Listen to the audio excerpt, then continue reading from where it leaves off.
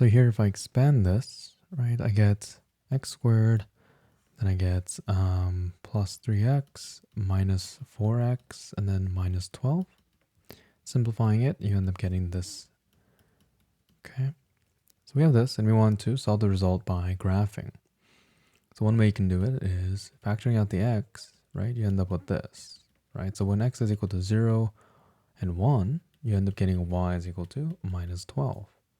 So graphing that, you get that at 0 and at 1, right? You end up getting minus 12. So let me just draw something here. Okay, so that's going to be here and here. So then the axis of symmetry is in between here, right? So that's going to be exactly half. So this is x is equal to 1/2. And that's where the vertex is. So plugging in for that, right? Let's plug that into here. You get 1/2, and then 1/2 minus 1 is negative 1/2. And then minus 12, you get 0. Sorry, you don't get 0. You get minus 1/4 minus 12. So it will be, right, a little bit under minus 12. So it's going to be maybe like here.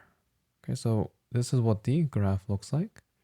And now if you were to graph this using a graphing calculator, you'll figure out that this is 4 and this value is minus 3.